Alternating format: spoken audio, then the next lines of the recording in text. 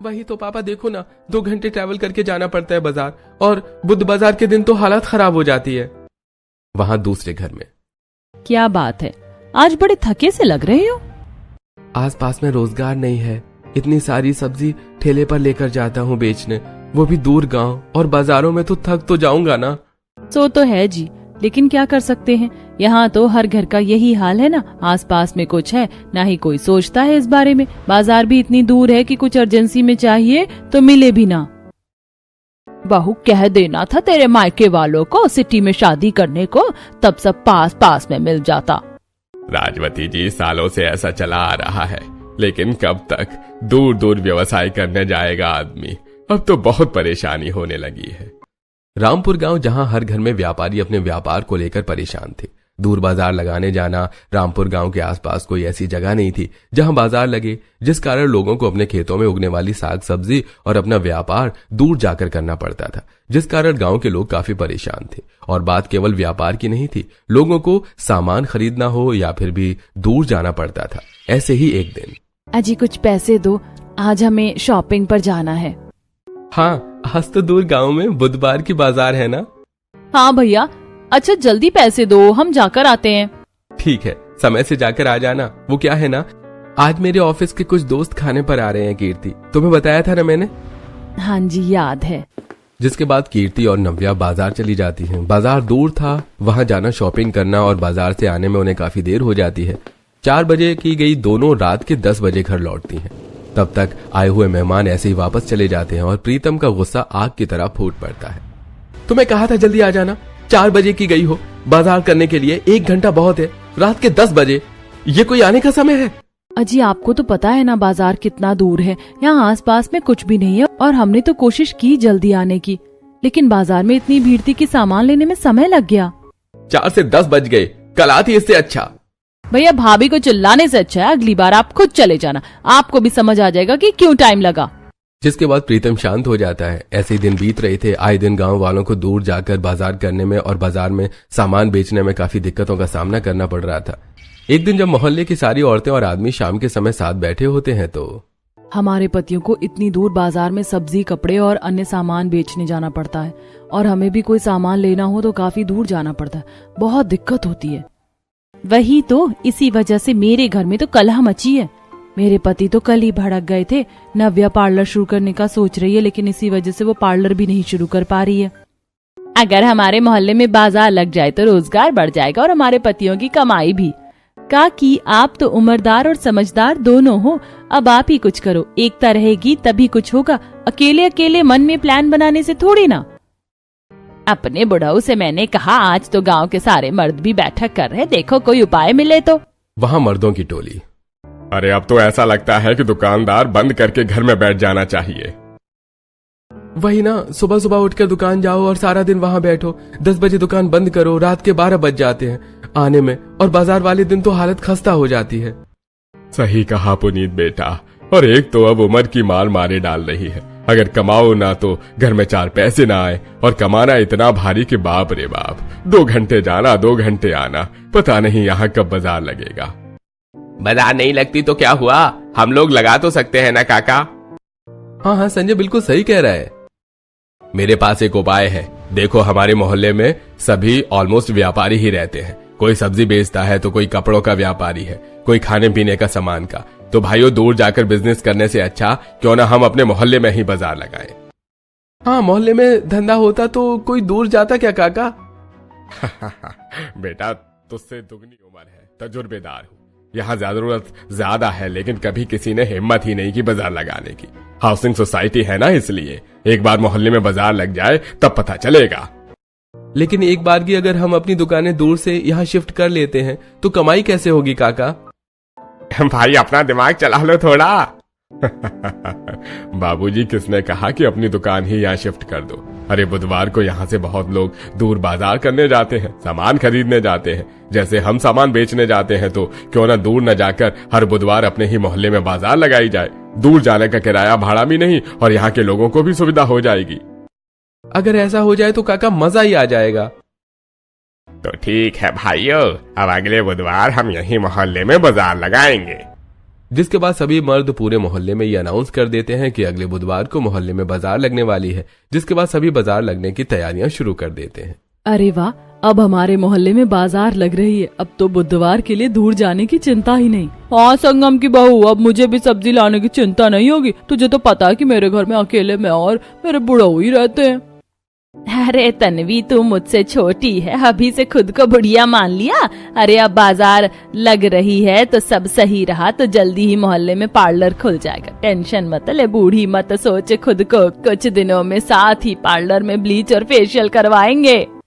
संगम की बात सुनकर तन्वी हंसने लगती है। वहीं सुनीता दोनों को चाय लाकर देती है। वहीं मोहल्ले में, बेटा बाजार में कपड़े की दुकान लगाने की तैयारी हो गई ना? हाँ हाँ पापा, चिंता न करो, हो गई है। दूसरे घर में, अरे कमलवा, कल बाजार है, सुबह सुबह की सारी सब्जियां तोड़ लेना। हाँ बापू, रात में ही तोड़ लें। अरे बड़बाक, रात में तोड़ेगा तो सब्जी बासी नहीं हो जाएगी। सुबह तड़के जाकर सब्जी तोड़ना, और कोई बहाना नहीं। ठीक है बापू।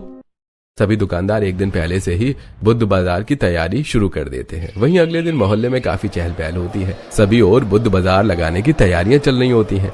कोई सब्जी की दुकान लगाता है तो कोई नमकीन भुजिया की, किसी ने बर्तन की दुकान लगाई थी तो किसी ने बच्चों के खिलौनों की। वहीं बाजार में चाट पकौड़े की भी दुकान लगी थी। बाजार शुरू होते ही आसपास के मोहल्ले के लोग भी आज दूर बाजार न जाकर मोहल्ले में लगी बुध बाजार में सामान खरीदने आ जाते हैं। अरे वाह, ये तो गजब हो गया। हमने तो सोचा ही नहीं था कि हमारा प्लान इतना सॉलिड निकलेगा। पहले ही दिन की बाजार में इतनी जबरदस्त भीड़ है। अरे यार, मैंने अभी पानी पूरी का ठेला ढंग से शुरू भी नहीं किया। देख तो कैसे औरतों की, बच्चों की लाइन लगी है पानी पूरी के लिए। हाँ भाई, यहाँ पास में कुछ नहीं मिलता ना, इसलिए आज मैं भी अपनी लुगाई के लिए चाट लेकर जाऊंगा। दूर से ले जाओ तो ठंडी हो जाती है। अरे भैया, पहले खिलौने बेचो फिर लेकर जाना। फिर दोनों अपने अपने काम में बिजी हो जाते हैं। वहीं जितेंद्र की दुकान पर, अरे काका जी, ये कुर्ती कैसी है? बेटा 300 रुपए की। अच्छा, यही कुर्ती हम आपके ही दुकान से दूर वाली बाजार से लेते थे तो 500 रुपए, ऐसा क्यों? आने जाने का किराया भी तो लगता है। देख लो वो दुकान कितनी दूर है, और ये है तो मोहल्ले में कहीं नहीं जाना है ना आना है। वैसे भी मोल भाव करके तो 350 तक में ही ले जाती थी। जी ठीक है, दे दो इसे। राधिका कुर्ती लेकर चली जाती है। वहीं कमल की सब्जी की दुकान पर, सब्जी लो सब्जी लो सब्जी लो, हरी हरी ताजी ताजी सब्जी लो, रंग बिरंगी सब्जी लो। भैया जी, ये सब्जियों को रंगा तो नहीं हो ना? बड़ी रंगीन लग रही हैं आज। हाँ, क्योंकि ये एकदम ताजी सब्जी है, अभी खेत से तोड़ कर ला रहे हैं।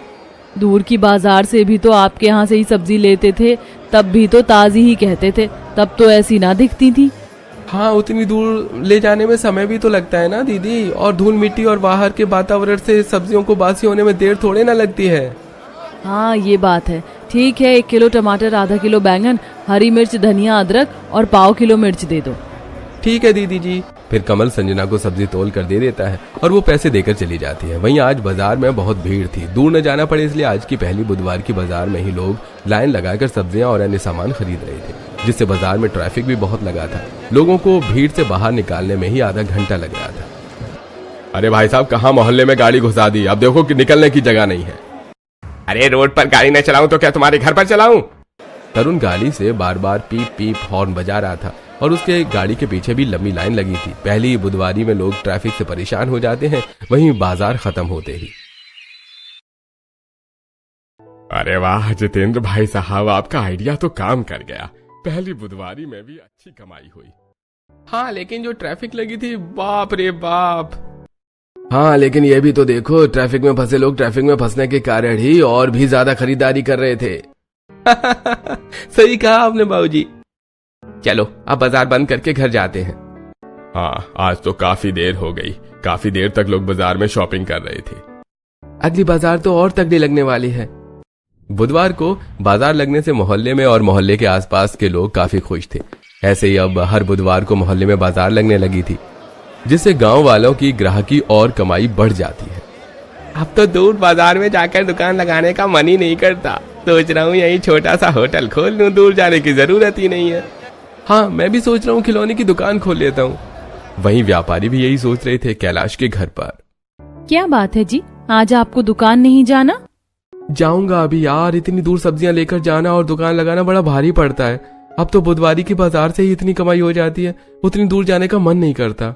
हाँ हाँ बेटा, इससे अच्छा तो मोहल्ले में ही सब्जी की दुकान डाल दे। हर बुधवार को बाजार लगाना, ऐसे में दुकान में बेचना। सही रहेगा। जिसके बाद कमल भी मोहल्ले में अपनी सब्जी की दुकान खोल लेता है। ऐसे ही सभी अब दूर जाकर बाजार लगाना छोड़ देते हैं और मोहल्ले में बुधवारी को बढ़िया से बाजार लगाते हैं। एक ही बाजार में इतने लोग आते हैं कि उनकी अच्छी बिक्री हो जाती है और अगली बाजार को फिर से बाजार लगाते हैं।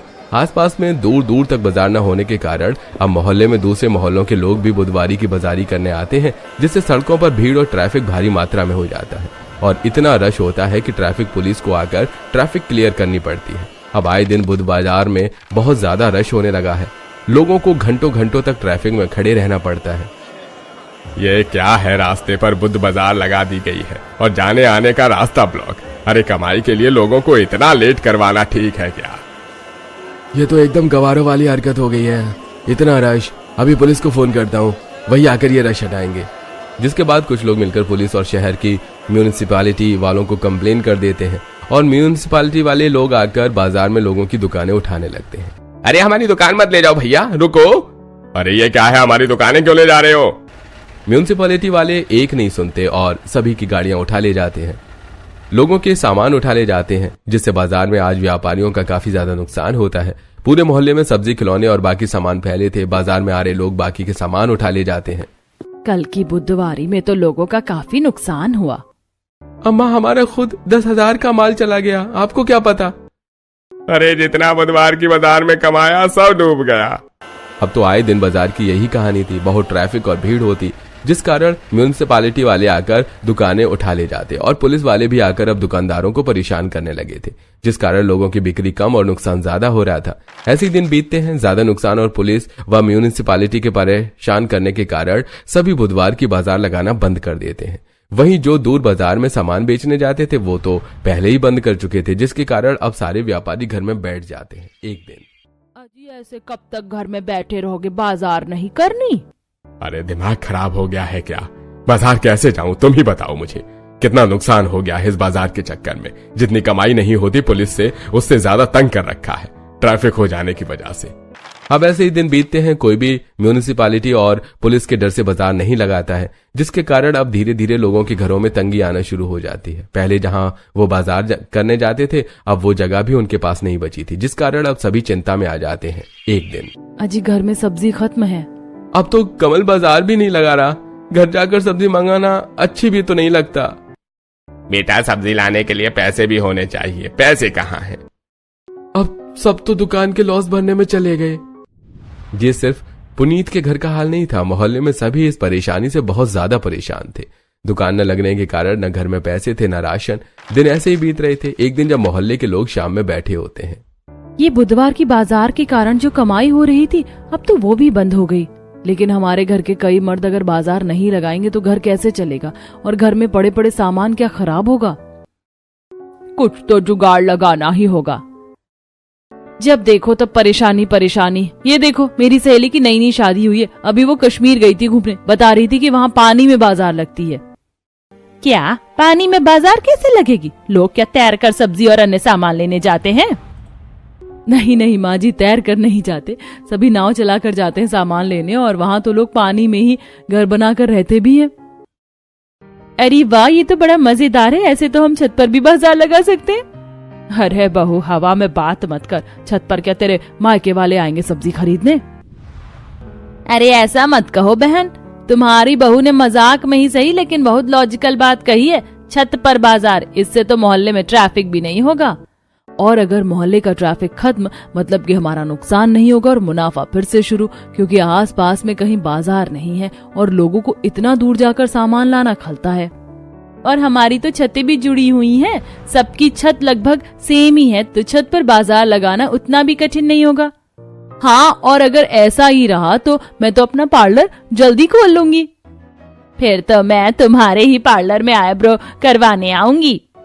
सभी हंसने लगते हैं। वहीं सारी औरतें अपने घर जाकर छत पर बुधवार की बाजार लगाने का आइडिया शेयर करती हैं और सारे मर्दों को ये आइडिया पसंद भी आता है, क्योंकि रोजगार के लिए उन्हें अभी जो उपाय मिल जाए वो सब ठीक था। अरे छत पर बाजार लगाने का आइडिया बहुत अच्छा है बहू। छत पर बाजार लगाने के लिए जगह भी बहुत मिल जाएगी और रश की टेंशन भी खत्म हो जाएगी। और फिर क्या था, सभी लोग अगले बुधवार के लिए तैयारियां शुरू कर देते हैं। जिनकी छत जुड़े थे वो एक में काम चलाते हैं और जिनकी छत की सीढ़ी बाहर से थी उन्हें चिंता ही नहीं। जिनके घरों में सीढ़ियां अंदर से थी वो छत पर जाने के लिए लकड़ी की सीढ़ियां बनवाते हैं ताकि आने जाने वालों को कोई परेशानी न हो, न ही घर के लोगों को। और अगली बुधवार की बाजार में सभी अपने अपनी छत पर बाजार लगाते हैं और अपने घर के सामने बोर्ड लगाते हैं कि किस छत पर सब्जी मिलती है, किस छत पर डेयरी है, कहाँ खाने का सामान मिलता है, जिससे लोगों की बाजार की दुकानें ढूंढने में आसानी होती है। वहीं बाजार के समय, अरे वाह भैया जी, आज तो बढ़िया ताजी सब्जी है और आपका छत तो जैसे बाजार का मैदान हो गया। यहाँ इतनी जगह है कि धक्का मुक्की भी नहीं हो रही। हाँ बहन जी, अब आप आराम से सब्जियां खरीद सकती हैं, जो चाहिए ले लो। वहीं अलग अलग छतों पर लोग सामान लेने जाते हैं। किसी छत पर बर्तन की दुकान थी तो किसी की छत पर मिठाई की, कोई सब्जी बेच रहा था तो कोई कपड़े, कोई घर में रोजमर्रा के लगने वाले सामान बेच रहा था तो किसी के यहाँ रजाई, गद्दे, झाड़ू, पर्दे इत्यादि सामान बिक रहे थे। एक ही बाजार में सब और सड़कों पर भीड़ भी नहीं, जिससे लोग आराम से सामान ले रहे थे। जो छतें जुड़ी थी तो लोग छत फांद कर सामान खरीदने जाते हैं और जो छत जुड़ी नहीं थी वो लकड़ी की सीढ़ी चढ़कर सामान खरीदने जाते हैं। तन्विका की चाट खाने का मन कर रहा है, अब वो कौन सी दुकान पर मिलेगी? वो तो तीसरी छत पर है, चलिए छतें जुड़ी हुई छत पार करके ही चलते हैं।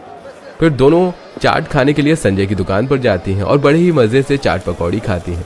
बहुओं का छत पर बुधवार की बाजार लगाने का आइडिया काम कर जाता है और अब धीरे धीरे लोगों को आइडिया भी हो जाता है कि कौन सी चीज कहाँ मिलती है और लोग बुधवार की बाजार में आराम से आकर अपने जरूरत के सामान ले लेते हैं। ऐसे ही दिन बीत रहे थे। अब हर बुधवार छतों पर ही बाजार लगती, जिससे बाजार में लगने वाली भीड़ बहुत ही ज्यादा कम हो जाती है। वहीं अब ये देखकर बाकी के मोहल्ले वालों को भी जिज्ञासा होती है। भाई यहाँ तो छतों पर लगने वाली बाजार चल पड़ी। भावेश भाई, मैं सोच रहा था कि हम जो होटल खोलने का सोच रहे थे क्यों ना अपनी छत पर ही होटल खोल दें, बढ़िया चलेगा। हाँ हाँ, मुझे भी यही लगता है कि छत पर होटल खोल लेना चाहिए। मैंने तो सारा इंतजाम करके रखा है, बस जगह की कमी थी, अब वो परेशानी भी सॉल्व हो गई। जिसके बाद धीरज और भावेश मिलकर अपनी छत पर एक बड़ा सा होटल खोलते हैं और जब लोगों को पता चलता है कि मोहल्ले में एक छत पर होटल भी खुला है तो सभी बहुत खुश होते हैं। और जब किसी का बाहर खाने जाने का मन करता है तो वो भावेश की छत पर ही कैंडल लाइट डिनर करने जाते हैं। वहीं बुधवार की बाजार के दिन तो धीरज और भावेश का होटल ऐसे चलता है कि कोई 5 स्टार रेस्टोरेंट भी वहां की भीड़ के सामने फीका पड़ जाए।